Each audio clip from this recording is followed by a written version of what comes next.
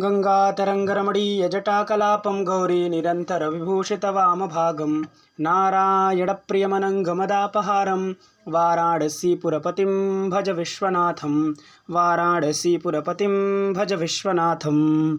अत्र भवतां समेषां स्वागतं वर्तते। हम लोग अभिज्ञान शाकुंतलम के चतुर्थ अंक के पढ़ने के क्रम में आज का 11 नंबर का पाठ पढ़ेंगे। इसके पूर्व हम लोग 10 पाठ पढ़ चुके हैं, ठीक है। तो हमने पिछले पाठ में देखा था कि ये जो ऊपर का श्लोक था, पातुम न प्रथमम व्यवस्थिति जलम युष्मास्वपीतेषु या, ये वाला जो श्लोक था, यह श्लोक जो था वो श्लोक चतुष्टय का द्वितीय श्लोक था, है कि नहीं। और यह श्लोक इसमें कितना मतलब शकुंतला प्रकृति से कितना प्रेम करती थी, जिसके वजह से जो कण्व ऋषि हैं उन्होंने शकुंतला की विदाई होते समय प्रकृति से ही आज्ञा मांग रहे हैं।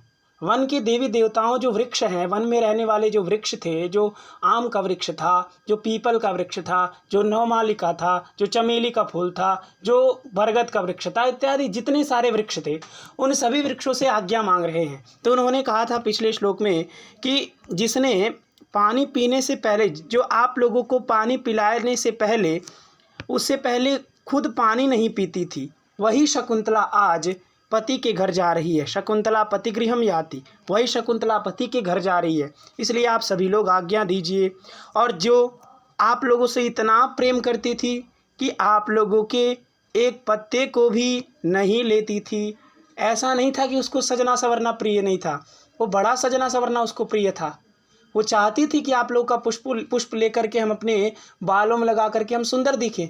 लेकिन प्रियमंडना भी बहुत प्रियमंडना थी, लेकिन फिर भी आप लोगों के इतना स्नेह करती थी आप लोगों से कि आप लोगों के एक पत्ते को भी नहीं तोड़ना चाहती थी।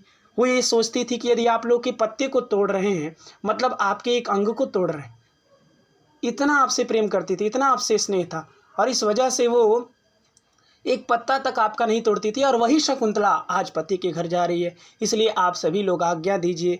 और क्या बोली थी कि जिसका आप लोगों का प्रथम पुष्पोद्गमन जब होता है, जब आप लोग का प्रथम पुष्पोद्गमन होता है, तो वह समय ही जिसका उत्सव होता था, वही शकुंतला आज कहाँ जा रही है, आज पति के घर जा रही है। इसलिए सभी लोग आज्ञा दीजिए। ये तो पीछे के श्लोक में हम लोग पिछले पाठ में पढ़ चुके थे, हम लोग उसके आगे देखते हैं, ठीक है। तो जैसे ही ये श्लोक बोले, कौन बोले? कण्व ऋषि बोले। कण्व ऋषि ने ये श्लोक सभी प्रकृतियों को संबोधन करके कहा, सभी वृक्षों को संबोधित किया। इसलिए ऊपर लिखा था क्या कि भो भो स्तपोवन तरवः, लिखा है कि नहीं? ये देखिए, भो भो हो सन्निहितास तपोवन तरवः, तो ये संबोधित करके वो वृक्षों से बोले थे। तो अब जब ये बोल दिए कि सभी लोग आज्ञा दीजिए, तो अब वृक्ष आज्ञा दे रहा है। वृक्ष क्या कर रहे हैं? वृक्ष और जो वृक्ष संबंधी जो देवी देवताएं हैं, वृक्ष चूंकि देवी देवता है, वृक्ष में भी चेतना है, तो वृक्ष भी एक देवी देवता है, एक बंधु बांधव है। शकुंतला का कोई भाई है, शकुंतला का कोई बहन है। इस दृष्टि से शकुंतला उन वृक्षों को मानती थी।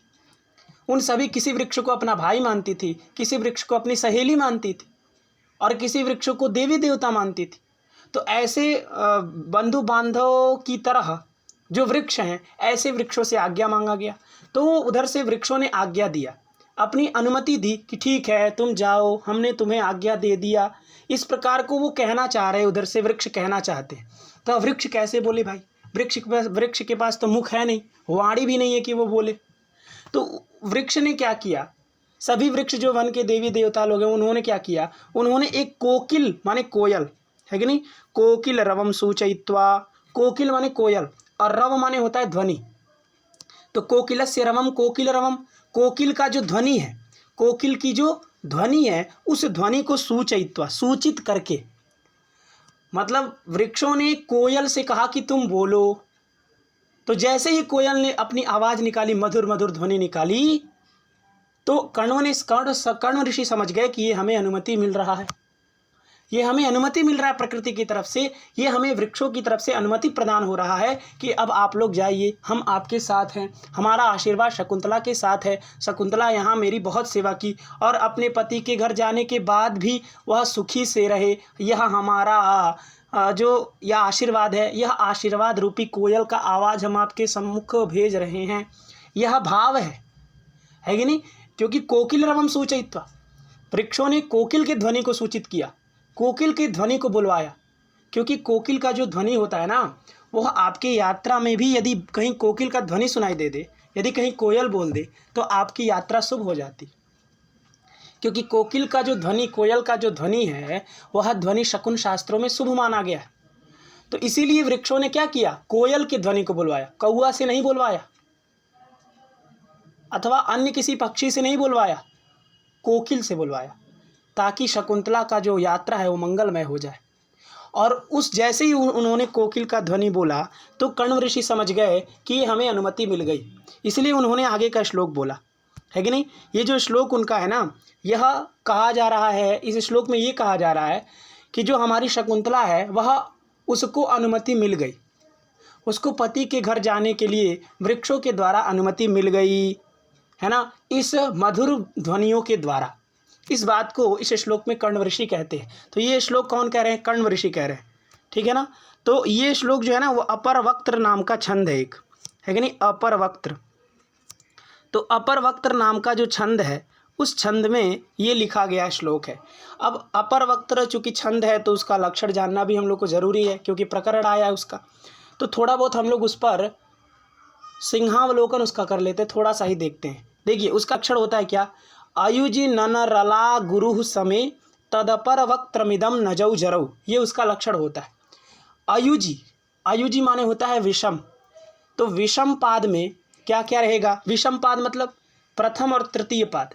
किसी भी श्लोक में 4 पाद रहेंगे ही रहेंगे, उसमें जो प्रथम और तृतीय पाद होता है उसको विषम कहते हैं, और जो द्वितीय और चतुर्थ पाद होता है उसको हम लोग सम कहते हैं, ठीक है ना। तो आयुजी माने विषम पाद में क्या क्या रहेगा, तो विषम पाद में नगड़ रहेगा, फिर नगड़ रहेगा, फिर रगड़ रहेगा, लघु रहेगा और गुरु रहेगा।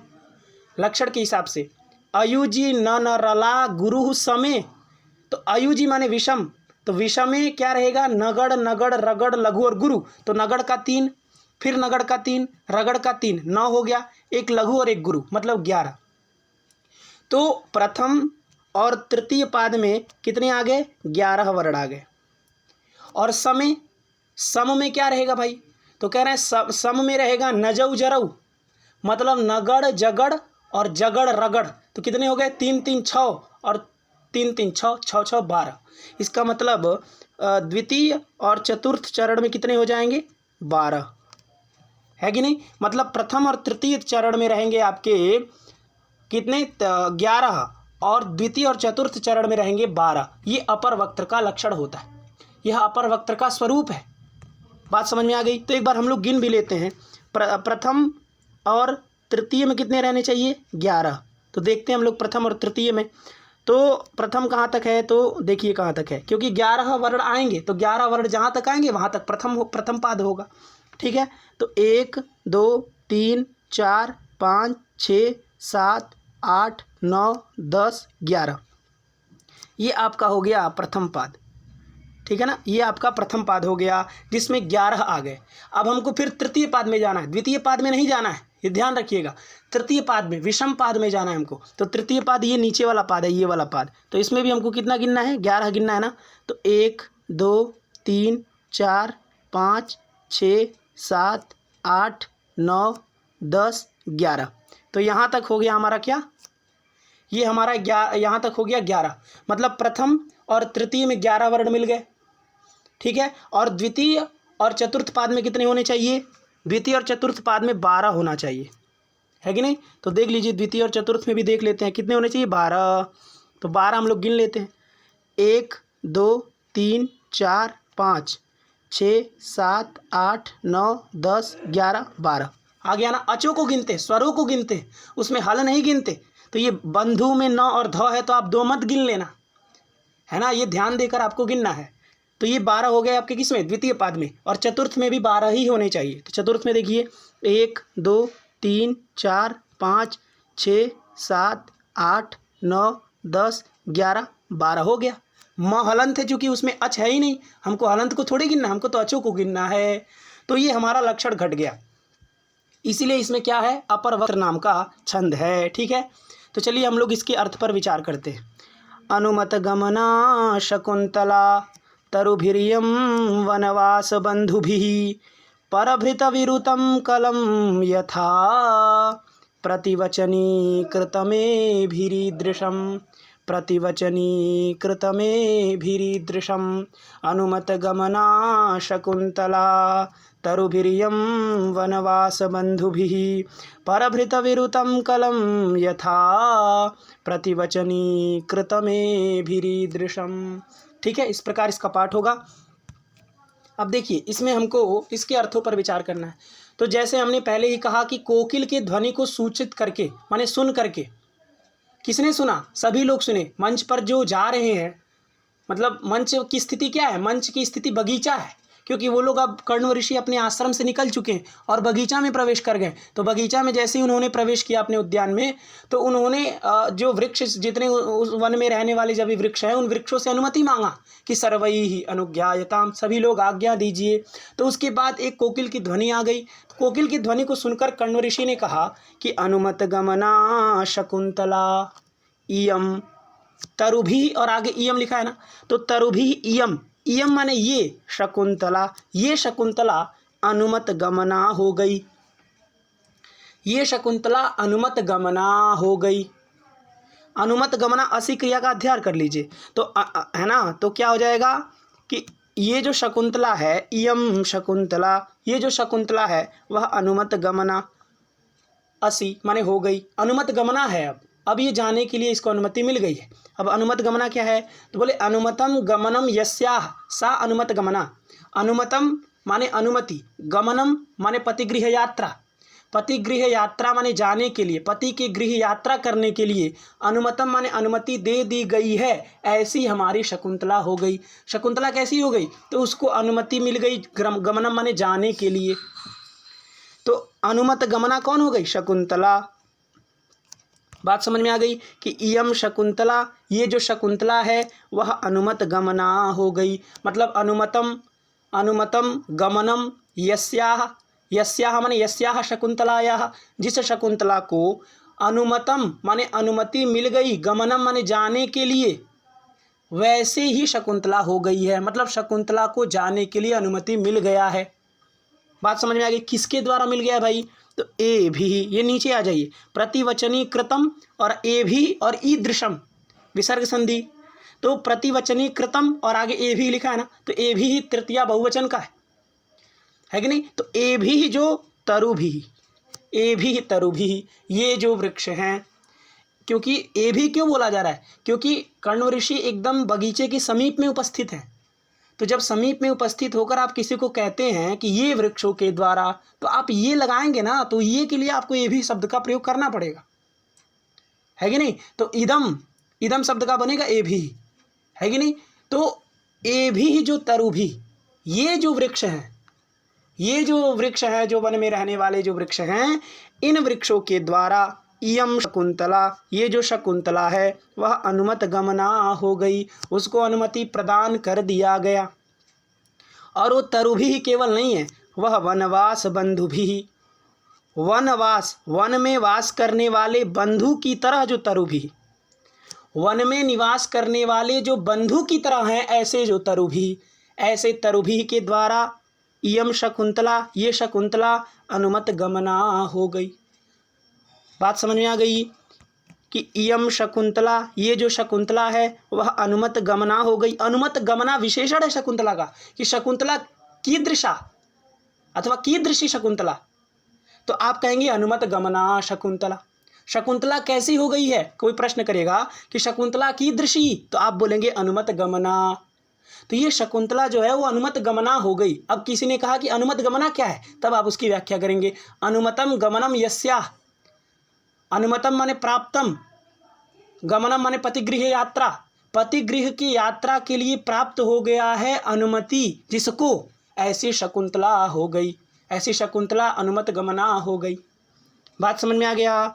और किसके द्वारा मिला भाई? तो ए भी वनवास बंधु भी तरु भी, ये वन में निवास करने वाले जो बंधु बांधव हैं, ऐसे बंधु बांधव जो वृक्ष हैं, ऐसे वृक्षों के द्वारा इयम शकुंतला, ये जो शकुंतला है वह अनुमत गमना हो गई। बात समझ में आ गया? अब कण्व ऋषि बता रहे हैं कि कैसे हमको पता चला कि ये शकुंतला को अनुमति मिल गया।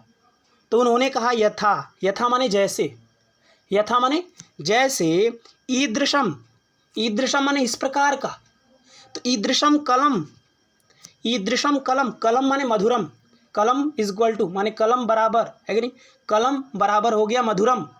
तो ईदृशम कलम माने इस प्रकार की जो मधुर ध्वनि है, इस प्रकार की जो मधुर ध्वनि है, यथा माने जैसे, मानो, ईदृशम कलम इस प्रकार की जो मधुर ध्वनि है। किसका ये मधुर ध्वनि है भाई? तो परभृत, परभृत माने होता है कोयल, और विरुत माने होता है ध्वनि, और कलम माने मधुरम। तो ईदृशम कलम परभृत विरुतम, इस प्रकार की जो मधुर कोयल की ध्वनि है, तो इस प्रकार की जो कोयल की मधुर मधुर ध्वनि है, ऐसे ध्वनियों से यथा मानो जैसे प्रतिवचनीकृतम, प्रत्युत्तर दे दिया गया। प्रतिवचनीकृतम माने प्रत्युत्तर कर दिया गया। हमने वचन किया, हमने प्रश्न किया उनसे, हमने उनसे प्रश्न किया, सर्वैहि अनुज्ञायताम, सभी लोग आज्ञा दीजिए, ये मेरा प्रश्न था, उसका मानो उन्होंने प्रत्युत्तर कर दिया। यथा जैसे, जैसे कैसे प्रत्युत्तर किया? तो लिखिए जैसे ईदृशम परभृत विरुतम कलम, इस प्रकार की कोयल की मधुर ध्वनि को उन्होंने कह दिया, तो मानो प्रतिवचनी कृतम, मानो उन्होंने प्रत्युत्तर दे दिया। हमने जो प्रश्न किया था उसका उन्होंने उत्तर दे दिया कि ठीक है, अनुमत गमना शकुंतला, ये शकुंतला अनुमत गमना हो जाए, हमने अनुमति प्रदान कर दी है। बात समझ में आ गई श्लोक का अर्थ? एक बार और मोटा मोटी देख लीजिए कि इयम शकुंतला, ये जो शकुंतला है वह अनुमत गमना हो गई, वो जाने के लिए, गमनम माने जाने के लिए, अनुमतम माने अनुमति मिल गई, ऐसी शकुंतला हो गई।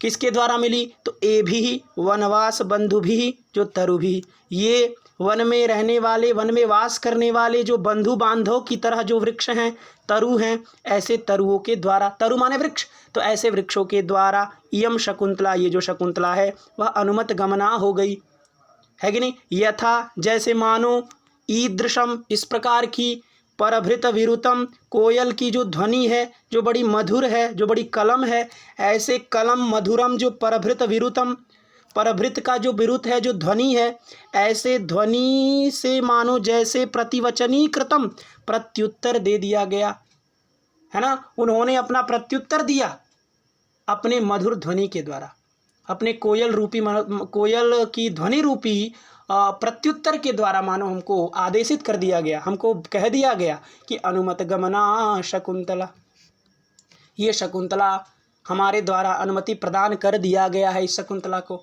अब आप चले जाइए। बात समझ में आ गया? अब देखिए परभृत माने कोयल क्यों होता है, उस पर थोड़ा सा देख लेते हैं हम लोग। परभृत का मतलब होता है ना, जो परे, दूसरा, पर माने दूसरा, और भृत माने होता है डुभ्रिय धारण पोषण यो धातु है, तो जिसका दूसरों के द्वारा धारण होता है, पोषण होता है कि नहीं, जिसका दूसरों के द्वारा पोषण होता है उसी को तो परभृत कहेंगे, है कि नहीं। तो परभृत का मतलब हो गया जो दूसरों के द्वारा जिसका भरण पोषण होता है।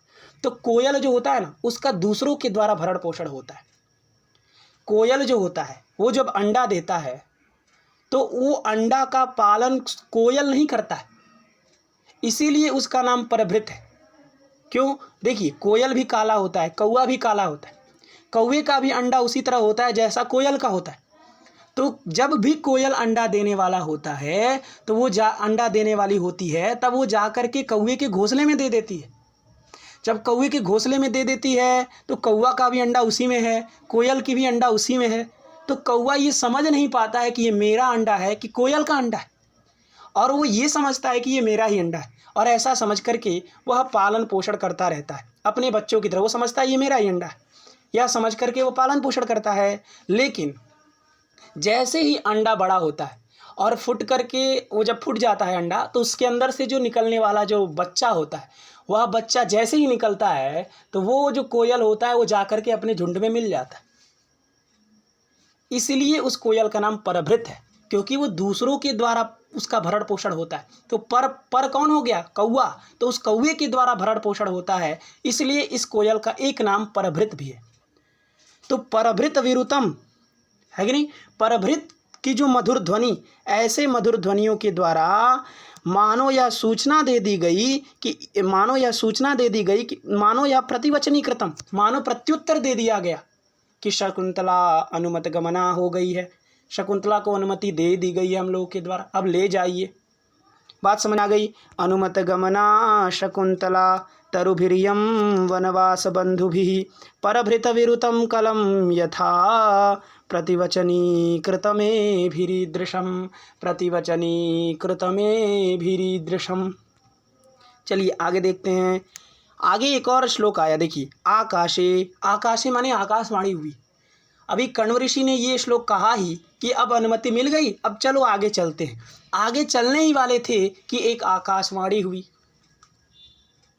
तुरंत उसी समय एक आकाश से ध्वनि आ गई। देखिए कितना प्रभाव है शकुंतला का। शकुंतला कितनी सच्चरित्री है कि नहीं, कितनी धर्मचारिणी है कि उसके लिए आकाशवाणी हो रही है। तो आकाशवाणी, आकाश से ध्वनि आई, है कि नहीं। उस ध्वनि में भी क्या है, उस ध्वनि में भी आशीर्वाद ही होगा, क्योंकि शकुंतला का विदाई हो रहा है भाई। तो विदाई होगा तो जो भी आएगा, जो भी आपसे कुछ कहेगा, आपको आशीर्वाद ही तो देगा। बड़े लोग आएंगे तो शकुंतला को ये भी आशीर्वाद दिया जा रहा है। कहाँ से? आकाश के द्वारा दिया जा रहा है। आकाश से ये ध्वनि आ रही है। ये नहीं पता है कि ये कौन बोल रहा है, बस आकाश से ये ध्वनि आ रही है। बात समझ में आ गई। ये वसंत तिलका नाम के छंद में है। उक्ता वसंत तिलका तबजा जगौगह, ठीक है ना। तो ये वसंत तिलका नाम का छंद है, उसी में ये श्लोक है, ठीक है। तो आकाशे, आकाश से ध्वनि आई क्या? रम्यांतरम कमलिनी हरितैः सरोभिश्छाया द्रुमैर्नियमितार्कमयूखतापः भूयात् कुशेशयरजो मृदुरेणुरस्याः शान्तानुकूलपवनश्च शिवश्च पन्थाः, शान्तानुकूलपवनश्च शिवश्च पन्थाः। बात समझ में आ गई। तो ये भी देखिए कहाँ से आ रही है ध्वनि? आकाश से आ रही है। तो इसमें लिखा जा रहा है क्या? अस्याह। अस्याह माने, अस्याह कहाँ का रूप है? अस्याह षष्ठी एक वचन का रूप है कि नहीं। तो अस्याह माने शकुंतलायाः, अस्याह माने शकुंतलायाः, है कि नहीं। तो अस्याह माने शकुंतलायाः, ये षष्ठी एक वचन का रूप है ना। तो अस्याह, अस्याह माने शकुंतलायाः, इस शकुंतला का पंथाः माने मार्गः, पंथाः माने रास्ता, सड़क, जो जाने का सड़क है। कहाँ से? तो ये तपोवन से लेकर के जो हस्तिनापुर जाने का बीच का जो सड़क है, जो मार्ग है, जो पंथा है, जो रास्ता है, वो रास्ता क्या हो जाए? तो लिखिए शिवः भूयात्। शिवः माने कल्याणकारी, भूयात् माने हो जाए, ऐसा मेरा आशीर्वाद है। ये क्या है? आशीर्वाद है। आशीर्वाद क्यों है भाई साहब? क्योंकि ये जो भूयात का प्रयोग हो रहा है ना, ये जो भूयात का प्रयोग हो रहा है वह आशीर्लिंग का प्रयोग है। भू धातु का आशीर्लिंग में क्या बनता है? भूयात बनता है, और विधिलिंग में भवेत बनता है। भवेत भवेताम भवेयुः, भवेः भवेतम भवेत, भवेयम भवेव भवेम। और आशीर्लिंग में बनता है भूयात भूयास्ताम भूयासुः, भूयाः भूयास्तम भूयास्त, भूयासम भूयास्व भूयास्म, इस प्रकार बनता है ना। तो भूयात का प्रयोग हुआ, मतलब पंथाः भूयात क्या हो जाए? तो शिवः, शिवः माने कल्याणकारी, शिवम करोति इति शिवः, जो शिव कल्याण करता है उसको शिव कहते हैं। तो आपका पंथा भी आपका कल्याण करे, इसका मतलब आपका भी जो मार्ग है वो कल्याणकारी हो जाए, है कि नहीं। किसका? तो अस्याः लिख दिए थे। बात समझ में आ गई। और पवनः कैसा हो जाए? आपका रास्ता तो कल्याणकारी हो जाए, पवन कैसा हो जाए? तो लिखिए पवनः कैसा हो जाए? तो शांतः और अनुकूलः, शांतानुकूल पवनः भूयात्, शांतानुकूल पवनः भूयात्, है कि नहीं। तो शांत और अनुकूल, तो शांतानुकूलश्च, ये जो च लिखा है ना इधर साइड, इसको आप यहाँ लेकर आइए। अर्थ करते समय, मैं अर्थ करते समय कह रहा हूँ, जब आप पढ़ेंगे तो जैसा लिखा है वैसे ही पढ़ेंगे, लेकिन जब अर्थ करेंगे तो आप क्या करेंगे? जो च लिखा है ना, च को आप ये शांतानुकूलश्च ऐसा करेंगे, है कि नहीं। तो ऐसा करेंगे तो होगा अर्थ शांत और अनुकूल, ये अर्थ होगा। शांतम च अनुकूलम च, है कि नहीं। तो शांत हो जाए और अनुकूल हो जाए, क्या? तो पवनः, तो शांत और अनुकूल पवनः भूयात्, पवन हो जाए। इसीलिए अब जब पवन जब शांत और अनुकूल हो जाएगा तो पंथाः ऑटोमेटिकली शिवः हो जाएगा, है कि नहीं। जब पवन शांत हो जाए, अनुकूल हो जाए, जब पवन आपके अनुरूप चले, ठंडी ठंडी शीतल हवाएं चले, ज़्यादा आंधी तूफान ना चले, गरम गरम हवाएं ना चले, तो वैसे भी आपका मार्ग जो है वो कल्याणकारी हो जाएगा, है कि नहीं। तो अस्याः पंथाः, इसका जो मार्ग है, इस शकुंतला का जो मार्ग है वह शिवः भूयात्, वह कल्याणकारी हो। और शांतानुकूल पवनः भूयात्, शांत और अनुकूल पवन हो जाए। बात समझ में आ गया। दो नीचे एक लाइन समझ में आ गया। अब देखिए पंथाः का विशेषण है, पंथाः का एक विशेषण है, जब आप रास्ते पर चलेंगे तो आपके रास्ते में धूली भी आएंगी, रेणु भी आएगा, है कि नहीं। धूली आएंगी और वो धूली कैसी हो जाए इस चीज़ को बताया जा रहा है कि नहीं। तो रास्ते में मिलने वाली जो धूली है, जो रेणु है, वो कैसी हो जाए, तो लिखे हैं क्या, कुशेशय रजो मृदु रेणु भूयात्, है कि नहीं। कुशेशय रजो मृदु रेणु से पंथाः शिवः भूयात्। कुशेशय माने क्या होता है, कुशेशय, है कि नहीं। कुशेशय, कुश माने होता है जल, कुश माने जल, कुश माने और भी होता है, जैसे कुश माने दर्भ भी होता है, जो हम लोग यज्ञ में प्रयोग करते हैं, जो कुश, है कि नहीं। तो वो कुश नहीं, कुश माने जल भी होता है कि नहीं। शब्दानाम माने का अर्थ है, तो यहाँ जो कुश अर्थ है इसका अर्थ जल है, तो कुश माने जल, और उस पर जो शेते, है कि नहीं। कुशे शेते इति कुशेशय, कुश माने कुश जल, और उसमें जो शेते, उस पर जो शयन करे। अब कुश पर, जल पर कौन शयन करता है भाई, तो कमल करता है। कौन करता है, कमल, पद्म जिसको कहते हैं। तो कमल पर शयन करने वाला कौन हो गया, कमल। तो कुशेशय से किसका बोध हो रहा है, कमल का। और कुशेशय का जो रज, रज माने परागकण, रज माने परागकण, तो कमल का परागकण माने उसका जो जहाँ से सुगंध निकलता है, जहाँ से कमल के पुष्प से सुगंध निकलता है, बीज का भाग, बीज जो पत्ते में नहीं होता, बीज के भाग में होता है, उसको हम लोग रज कहते, परागकण कहते, और उसी से सुगंध निकलता है। कमल के पत्तों से सुगंध नहीं निकलता है, कमल के पत्तों से कभी सुगंध नहीं निकलता। उसके अंदर रहने वाला जो रज है, जो परागकण है, जिसको भ्रमर अथवा भ्रमरी पान जिसका करती हैं, जिसका रसपान करती हैं, वो उसको रज कहते हैं। तो लिखे क्या, कुशेशय रज, माने कुशेशय माने कमल का जो रज है, जो परागकण है, वो जितना कोमल होता है, वो कितना कोमल होता है, उसको थोड़ा सा बस हाथ लगा दीजिए तो वो टूट जाता है। तो जैसा कुशेशय का जो रज माने जो परागकण है वो जितना कोमल होता है ना, मृदु इसलिए लिखा। तो कुशेशय रजो मृदु माने कमल का जो रज है, जो परागकण है, वो जितना मृदु, जितना कोमल होता है, उतना कोमल रेणु हो जाए पंथाः माने मार्ग की। बात समझ में आ गया।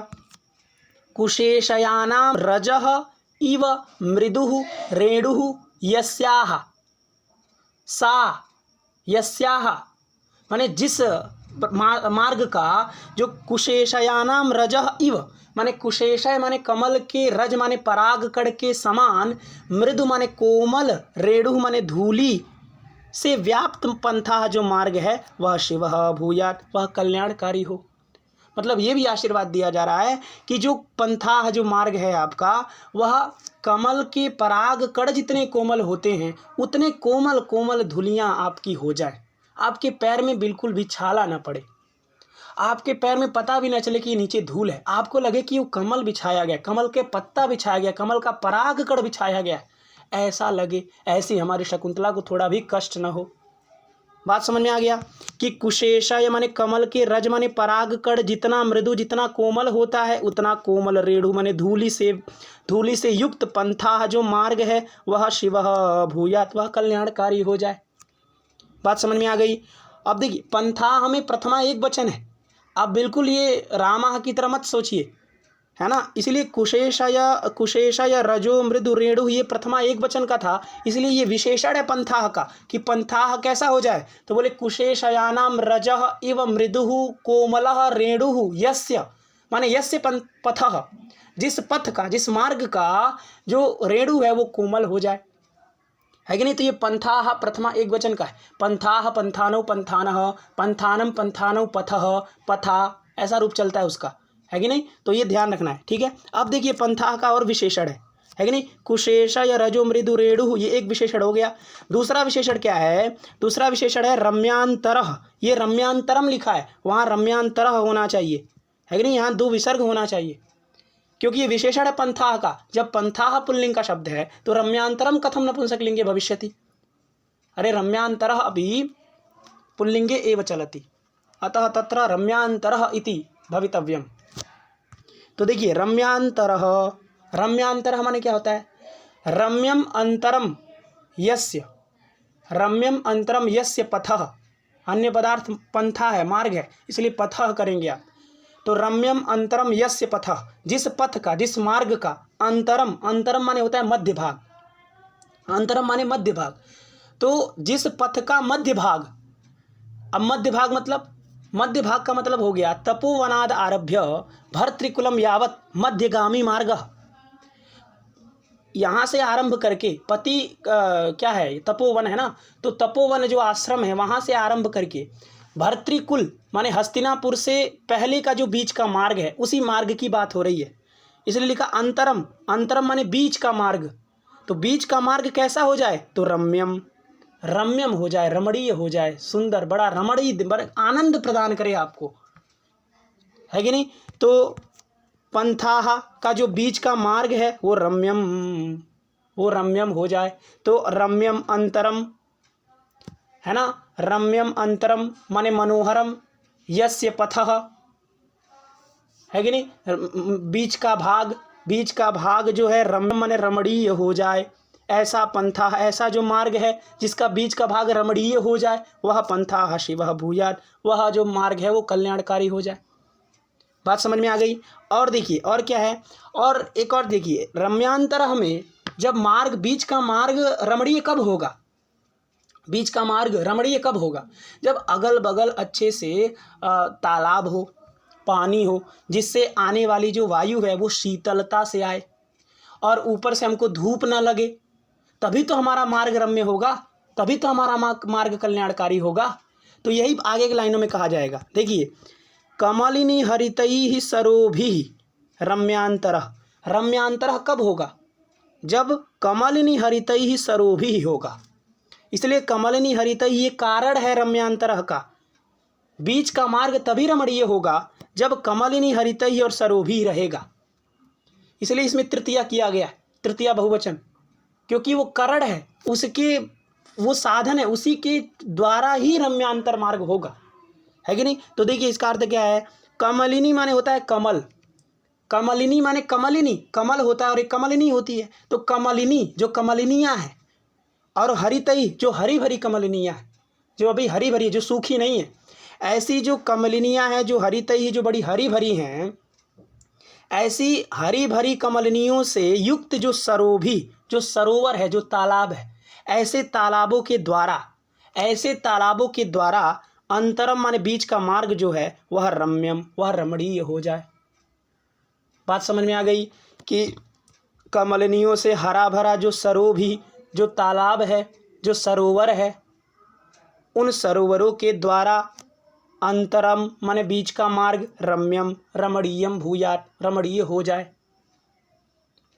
अब अगल बगल आप चल रहे बीच से रास्ते से, और आपके इधर भी तालाब, इधर भी तालाब, और तालाब ही नहीं, उसके अंदर कमलिनियाँ, इसमें कमल खिले हुए, तो आप कल्पना करिए तो कितना अच्छा आपका मार्ग होगा, कितना आपको आनंद आएगा चलने में, पता भी नहीं चलेगा, आप 20 किलोमीटर चल देंगे। तो वही ऊपर आकाशवाणी हो रही है, तो आकाशवाणी में भी यही कहा जा रहा है कि आपका जो बीच का मार्ग है वो रमणीय हो जाए, किसके द्वारा, तो कमलिनी हरितई, कमलिनियों, जो हरा भरा कमलिनियाँ हैं, ऐसी कमलिनियों से, और सरोभी माने हरा भरा कमलिनियों से युक्त जो सरोवर है, ऐसे सरोवर के द्वारा आपका मार्ग रमणीय हो जाए। ऊपर की लाइन समझ में आ गई। और देखिए अब धूप के बारे में कहा जा रहा है, जो ताप है उसके बारे में कहा जा रहा है कि नहीं। तो बोले कि नियमितार्कमयूख तापः, नियमित माने नियंत्रित कर दिया गया है, अर्क नियमित और अर्क है आगे, तो नियमित माने नियंत्रित कर दिया गया है, अर्क माने सूर्य के, मयूख माने किरण के, तापः माने ताप को, जिसके द्वारा, किसके द्वारा किया गया है, तो छाया द्रुमयी, ये भी कारण है, क्योंकि जो ताप जो है, जो संताप है, वो तभी कम होगा जब छायाद्रुमयी, जब छायादार वृक्ष होंगे, है कि नहीं। तो छायाद्रुमयी माने क्या हो गया, छाया प्रधानाः द्रुमाः इति छायाद्रुमाः तैः छायाद्रुमैः, मध्यम पदलोपी समास, शाक पार्थिवादीनाम सिद्धे उत्तर पदलोपस्य उपसंख्यानम से। तो छाया से प्रधान, छायादार जो द्रुम है, जो द्रुम माने होता है वृक्ष, है कि नहीं। देखिए, द्रुम माने वृक्ष और छाया माने छायादार। तो छायादार जो वृक्ष हैं, ऐसे वृक्षों के द्वारा, ऐसे वृक्षों के द्वारा, जो छायादार वृक्ष हैं, जो दोनों तरफ से ऐसे वृक्ष ऊपर उठे हुए हैं, ऐसे छायादार वृक्षों के द्वारा नियमित माने नियंत्रित कर दिया गया है। अर्क माने सूर्य के, मयूख माने किरण के, ताप माने ताप को, छायादार वृक्षों के द्वारा सूर्य के जो ताप है, जो बड़ा संतप्त, बड़ा तेज जो धूप, 40 डिग्री टेम्परेचर वाला जो धूप है, उस धूप को नियमित करके 20 डिग्री टेम्परेचर में कर दिया गया है। ऐसे ताप से युक्त जो आपका पंथा है, जो मार्ग है, वह शिवः भूयात्, वह कल्याणकारी हो जाए। तापः ये प्रथमा एक वचन है ना, इसलिए पंथा का विशेषण है, और रम्यांतरः भी पंथा का विशेषण है कि नहीं। और ये कमलिनी हरितैः सरोभिः ये कारण है, और छायाद्रुमैः ये भी कारण है। तो कमलिनी हरितैः सरोभिः के कारण ही रम्यांतरः मार्ग होगा, बीच का मार्ग, है कि नहीं। तो ऐसे बीच के मार्ग से युक्त जो पंथा, जो मार्ग है, वो मार्ग कल्याणकारी हो जाए। और छायाद्रुमयी छायादार वृक्षों के द्वारा नियमित कर दिया गया है, नियंत्रित कर दिया गया है। अर्क माने सूर्य के, मयूख माने किरण के, ताप माने ताप को, संताप को, ऐसे संताप से युक्त जो पंथा, जो मार्ग है, वह क्या हो जाए, शिवः भूयात्, वह कल्याणकारी हो जाए। और कुशेशय रजो मृदु रेणु, कमल के पराग कड़ के समान कोमल कोमल रेणु माने धूली हो जाए, पंथा माने मार्ग की, किसके, तो अस्याह शकुंतलायाः। और पवनः जो वायु है, वो शांतानुकूल हो जाए, शांत और अनुकूल हो जाए, प्रतिकूल ना रहे। बात समझ में आ गई।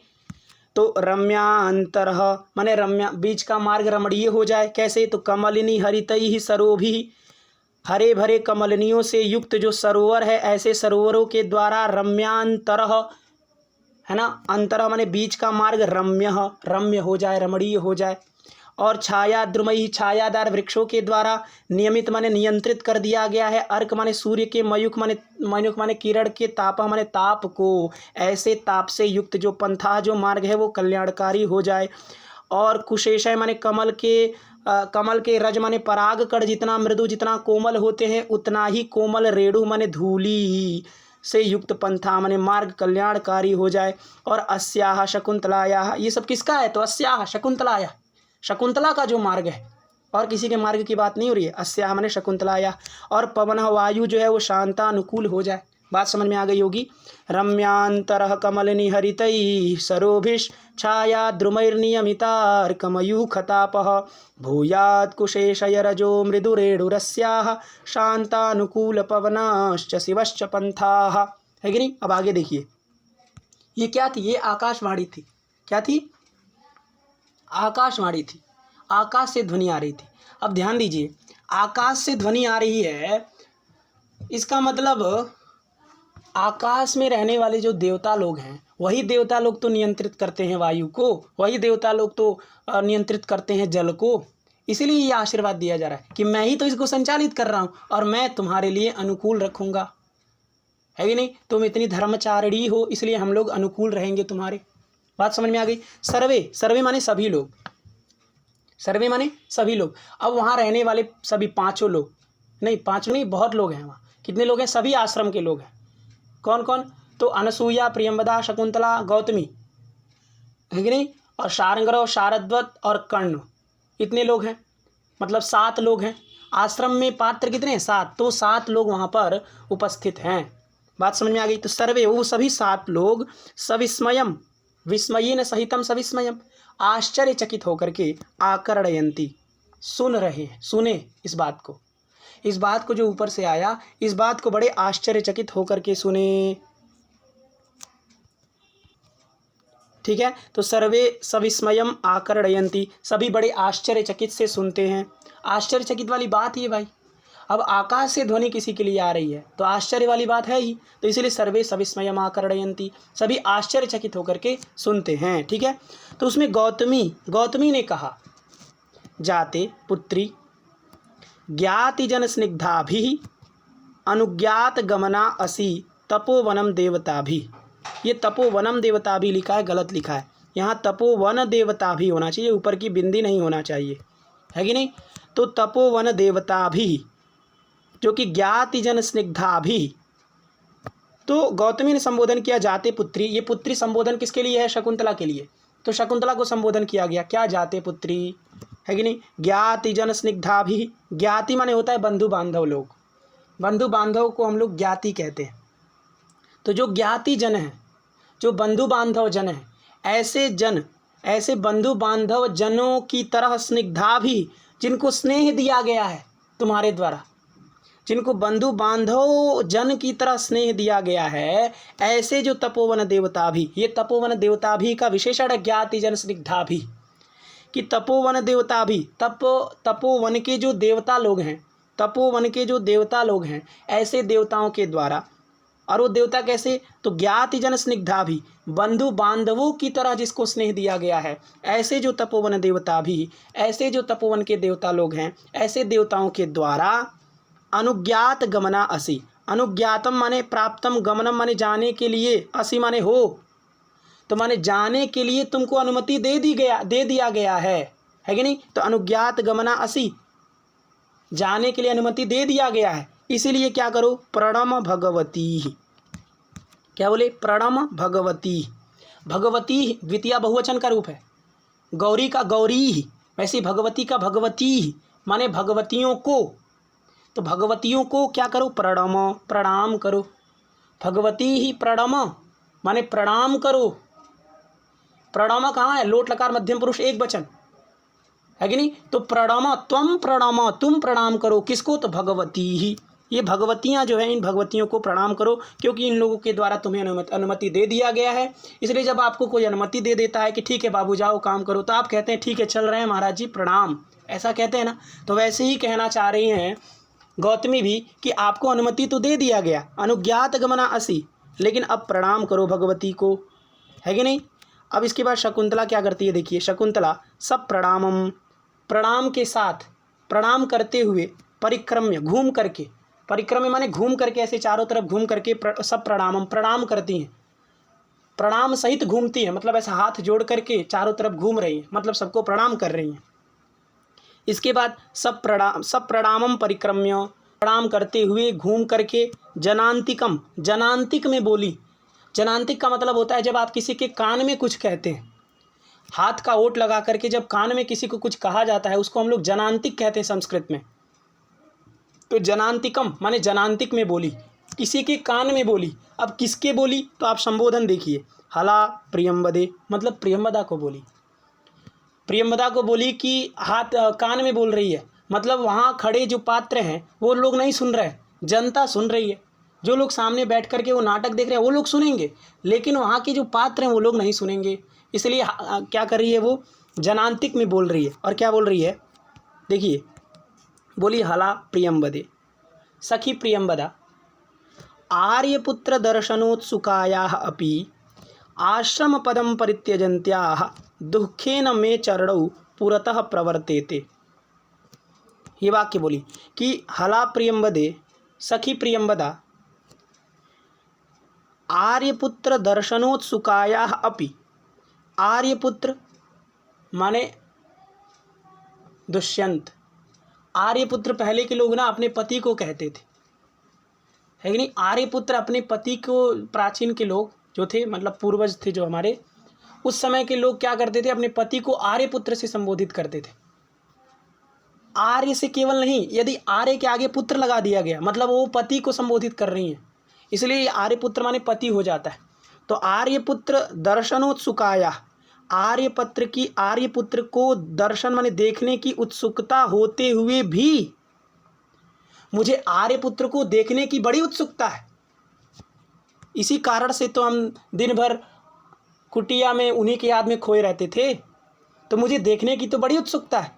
आर्यपुत्र दर्शनोत्सुकाया अपि, आर्यपुत्र को देखने की उत्सुकता होते हुए भी, अपि माने भी, आश्रम पदम, आश्रम का पद, पद माने स्थान, पदम माने स्थानम, तो आश्रम से पदम, आश्रम पदम, ये जो आश्रम का स्थान है, यह जो आश्रम का स्थान है, जो हमारे वृक्ष हैं, जो हमारे बगीचे का स्थान है, इस स्थान को परित्यजन्त्याः छोड़ते हुए, परित्यजन्त्याः में क्षत्रिय है तो परित्यजन परित्यजन्ती परित्यजन्त्यौ परित्यजन्त्यः इस प्रकार रूप चलेगा। षष्ठी एक वचन में परित्यजन्त्याः बनेगा।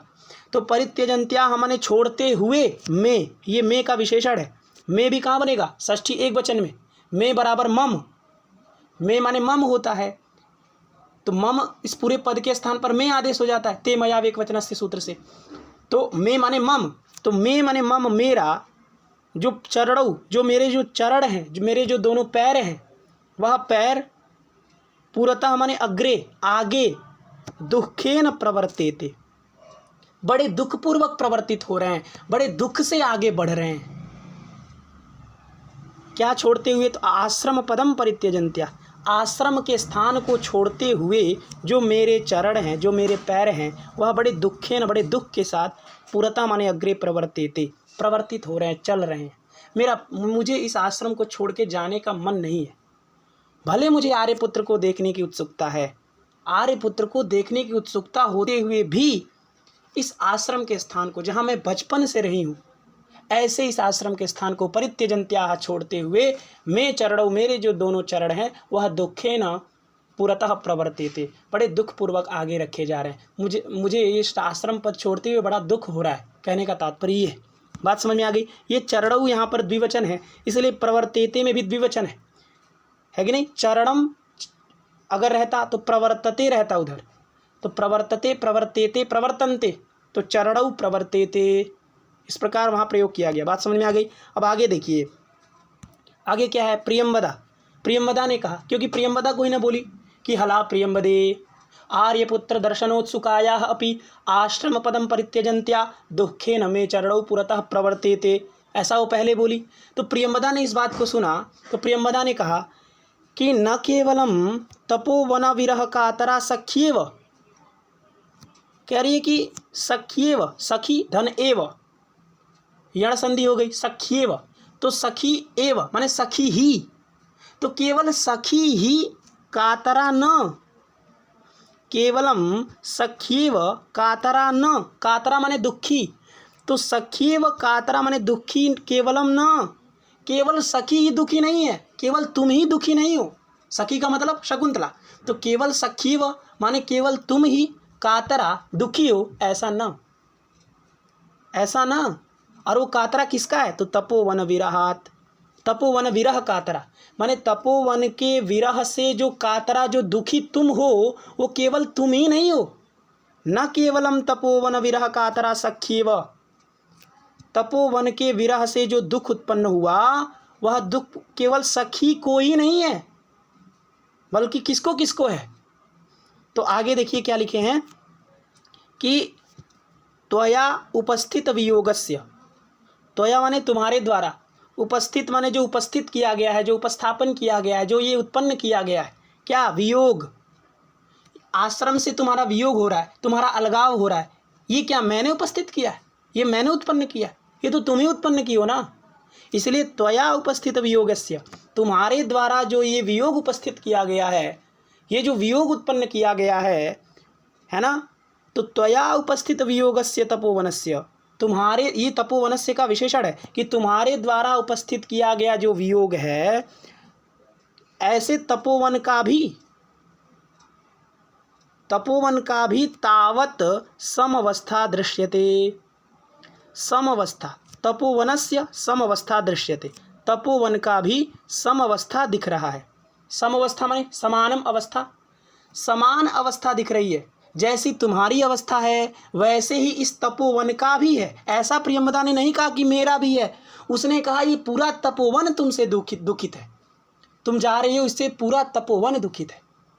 त्वया उपस्थित वियोगस्य तपोवनस्य, तुम्हारे द्वारा उपस्थित किया गया जो वियोग है, इस वियोग से तपोवन का भी समअवस्था दृश्यते, समान अवस्था दिख रहा है। जैसे तुम दुखी हो वैसे ये पूरा तपोवन दुखी है। यहाँ के हम भी दुखी हैं, यहाँ के कण्व भी दुखी हैं, यहाँ की प्रियंवदा, अनसूया, सारंग्रव, सारद्वत, मृग, हिरण, पशु पक्षी, वृक्ष, सभी लोग, तपोवन से सब लोग आ गए। इसीलिए कहा गया तपोवनस्यापि, तपोवन का भी तावत समअवस्था दृश्यते, समान अवस्था दिख रही है। तावत कहीं कहीं वाक्यालंकार में भी होता है, उसका कुछ अर्थ नहीं भी होता है, कहीं कहीं केवल वाक्य को सजाने के लिए लगा दिया जाता है तावत को, वही यहाँ पर है कि नहीं। तो देखिए, न केवलम तपोवन विरह कातरा सख्येव त्वया उपस्थित वियोगस्य तपोवनस्यापि तावत समवस्था दृश्यते। बात समझ में आ गई। अब वो एक श्लोक के माध्यम से बता रही है कि कौन कौन यहाँ दुखी है कि नहीं। तुम जा रही हो तो ऐसा नहीं है कि तुम ही बस दुखी हो, यहाँ सभी लोग दुखी हैं। उस बात को इस श्लोक में कह रही है कि कौन कौन दुखी है, गिना रही है इस श्लोक में कि देखो ये दुखी है, ये दुखी है, वो दुखी है, इस प्रकार गिना रही है। ठीक है, ये आर्या छंद में लिखा गया छंद है, ठीक है ना, आर्या छंद में लिखा गया है कि नहीं, आर्या छंद में है। तो देखिए, उद्गलित दर्भ कवला मृग्यः परित्यक्त नर्तना मयूराः अपसृत पाण्डुपत्रा मुञ्चन्त्यश्रूणीवलताः, मुञ्चन्त्यश्रूणीवलताः, है कि नहीं। देखिए, मृग्यः, मृग्यः कहाँ बनेगा, मृगी शब्द है। क्या है, मृगी।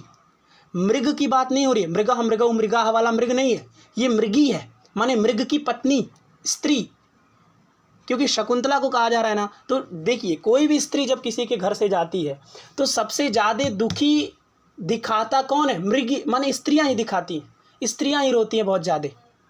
इसलिए कालिदास ने भी उदाहरण मृग का ना दे करके मृगी का दिया, मृगी का दिए उदाहरण कालिदास जी, है कि नहीं। इसलिए लिखे मृगी माने मृग्या, जो मृगियाँ हैं, जो हरिणियाँ हैं।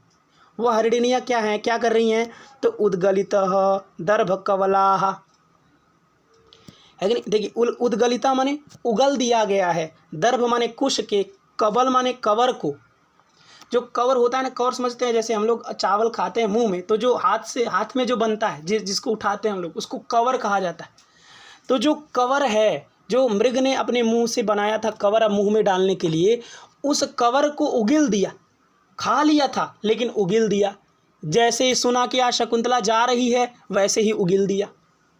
उगिल दिया मतलब क्या, अपना शोक दिखा रहा है, अपना दुख दिखा रहा है वो, कि आज वो शकुंतला जा रही है जिसने हमको आज तक हमको कुश खिलाती रही, हमारा पालन पोषण करती रही, हमें जब चोट लगता था तब वो मरहम लगाती थी, हमें पानी पिलाती थी, वही शकुंतला आज जा रही है। जैसे ही मृग ने सुना, जैसे ही मृगी ने सुना, उसने तुरंत उगिल दिया क्या, दर्भ। अब मृगी को बहुत ज़्यादा दर्भ पसंद होता है, सबसे ज़्यादा यदि मृग को कुछ पसंद है तो दर्भ है, वो कुश है। अब जिसको बहुत ज़्यादा पसंद है, आप वो चीज़ उसको दे दे तो किसी भी अवस्था में नहीं छोड़ता, वो खा ही लेता है। लेकिन इतना ज़्यादा दुख है मृगी को कि वो उसने दर्भ को खा लिया था वो, लेकिन जैसे ही सुना कि शकुंतला जा रही है तो उद्गलितः, उगिल दिया उसको, है कि नहीं। तो उद्गलित दर्भ कवला मृग्यः, ये मृग्यः प्रथमा बहुवचन, उद्गलित दर्भ कवलाः भी प्रथमा बहुवचन। तो विशेषण है किसका, मृग्यः का, कि मृग्य कैसे हो गए हैं। तो उद्गलितः दर्भः ये ना, उद्गलितः दर्भ कवलः ये ना, जिसके द्वारा, ये ना नहीं स्त्रीलिंग है तो यया करिए, है कि नहीं। तो जिसके द्वारा, जिस मृगियों के द्वारा दर्भ माने कवर को उगिल दिया गया है, ऐसे मृग्यः हो गए हैं। बात समझ में आ गई, मृगी को बता दी। अब कह रही है मयूराः, मयूराः माने मोर, मोर कैसे हो गए, तो मोर को बताया जा रहा क्या, परित्यक्त नर्तना मयूराः। परित्यक्तः माने परित्यक्त कर दिया गया है, छोड़ दिया गया है, क्या, नर्तना नाचना, मयूराः जो मयूर लोग हैं, जो मोर हैं, जो मोरनी है, वह मोरनी नाचना छोड़ दी। नाच रही थी, बहुत खुश थी, लेकिन जैसे ही सुनी हमारी शकुंतला जा रही है, वैसे ही उसने नाचना छोड़ दिया। बात समझ में आ गई। ये ऊपर की पंक्ति की व्याख्या हो रही है कि तपोवनस्यापि तावत् समवस्था दृश्यते, उसी को बता रही है प्रियंवदा, कि तुम ऐसा मत सोचो कि तुम ही दुखी हो, तुम जा रही हो तो ये पूरा तपोवन दुखी है, हम भी दुखी हैं, और ये मृग भी दुखी है, और ये मयूर भी दुखी है। बात समझ में आ गई। ऊपर की लाइन, उद्गलित दर्भ कवला मृग्यः, जो मृगियां हैं उन्होंने दर्भ के कवर को उद्गलित उगल दिया है। जो मयूराः, जो मयूर लोग हैं, जो मोर हैं, उन्होंने परित्यक्त नर्तना, वो नर्तना माने नाचना जो है, परित्यक्ता उसने छोड़ दिया है। नर्तना में नृति गात्र विक्षेपे धातु है कि नहीं, गात्र विक्षेप, शरीर हिलाने अर्थ में है। तो मयूराः परित्यक्त नर्तनाः, मयूर जो है उसने नाचना छोड़ दिया। और लताः, जो लताएं हैं वो कैसे हो गई हैं। अब ये दो तो मृगी और मयूर बता करके जंतु के बारे में बता दिया गया। अब लताओं के बारे में बताया जा रहा है। सभी की लताएं, लता इसलिए बोला गया, किसी विशेष एक वृक्ष को नहीं बोला जा रहा। ये लताएं तो सबकी होती हैं भाई, वो चाहे आम का वृक्ष हो, वो चाहे बरगद का हो, चाहे वो पीपल का हो, चाहे वो किसी का हो, उसकी लताएं तो होंगी ही होंगी, इसलिए लता कहा जा रहा है। इसमें सब आ जाएंगे, सभी वृक्ष आ जाएंगे, ऐसा किसी एक विशेष व्यक्ति को नहीं कहा जा रहा है कि नहीं। तो लताः, जो लताएं हैं, वो लताएं, यहाँ भी लताः प्रथमा बहुवचन है। तो जो लताएं हैं वो कैसी हो गई हैं। तो लताः अश्रूणी मुंचन्ति, लताः क्या हो गई हैं, अश्रूणी मुंचन्ति, अश्रूणी मुंचन्ति, मुंचन्ति माने मुचल मोक्षणे, त्याग रही हैं। क्या अश्रूणी, लताएं मानो आंसू बहा रही हैं। लताएं क्या कर रही हैं, आंसू बहा रही हैं। अब लताएं कभी आंसू बहा सकती हैं क्या, ये असंभव हो गया ना, इसीलिए इव लगा है यहाँ पे। अश्रूणी इव यहाँ संभावना अर्थ में है, इसलिए उत्प्रेक्षा है, उत्प्रेक्षा अलंकार है कि लताः अश्रूणी मुंचन्ति इव, मानो लता आंसू बहा रही हैं। कैसे आंसू बहा रही, कैसे पता चला। तो लिखिए अपसृत पांडुपत्रा,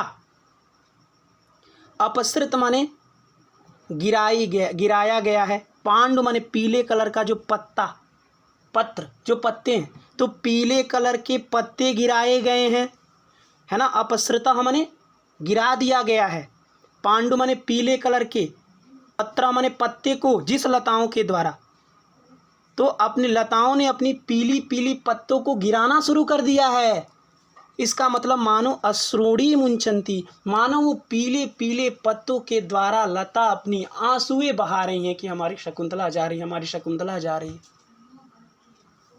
बात समझ में आ गई कि लताः, जो लताएं हैं, वह अपसृत पांडुपत्रा, अपसृत माने गिरा रही हैं, पांडु माने पीले कलर की, पत्र माने जो पत्ते हैं, तो मानो अश्रूणी मुंचन्ति, आंसुएं बहा रही हैं।